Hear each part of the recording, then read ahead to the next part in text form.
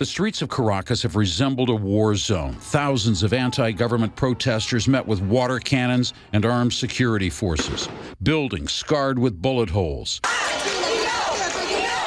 These protests began last week when students organized against rising crime, food shortages, and high inflation. At more than 56%, Venezuela has one of the highest inflation rates in the world. We are here because we hope we can have enough goods, supplies, and a safe environment to live in. We also expect quality education.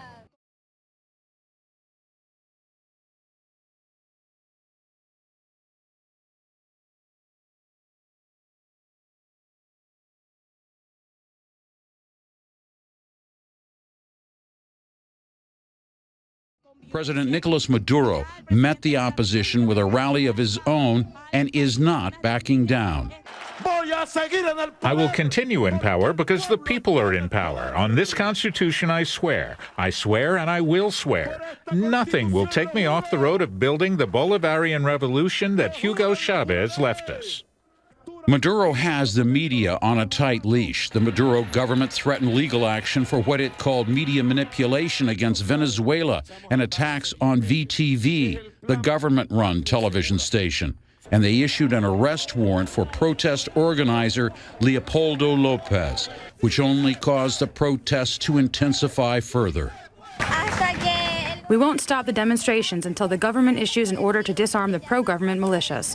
We've had enough of going out in the streets full of fears in our own country. We want to enjoy a safe environment in Venezuela.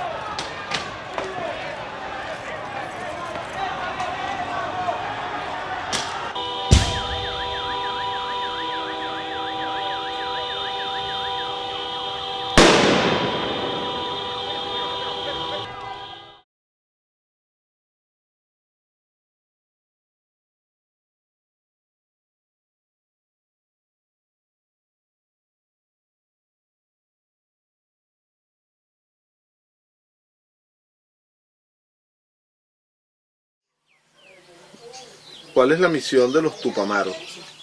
Nuestro objetivo, bueno, es desarrollar la lucha por la liberación de los pueblos, la lucha en cualquiera de los terrenos donde se nos plantee, siempre y cuando las condiciones concretas del pueblo así lo exijan.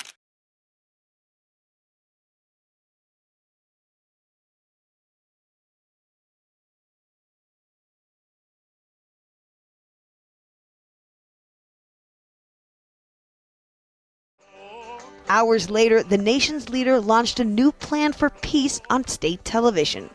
President Nicolas Maduro blames the violence on the opposition, who he says is trying to overthrow his government. No more intolerance and hate. We need to learn to live together. I call on the opposition to stop their hatred. Earlier in the day, friends, family, and neighbors turned out to say goodbye to Basil da Costa, a 23-year-old carpenter who was shot in the head on Wednesday during a peaceful protest. 3 people were killed. The government says it's investigating the killings, but Basil's mother blames the president. As a Venezuelan, I am frustrated and devastated. The president has kids, and I hope he feels the same pain as many Venezuelan mothers who have lost their sons like I have.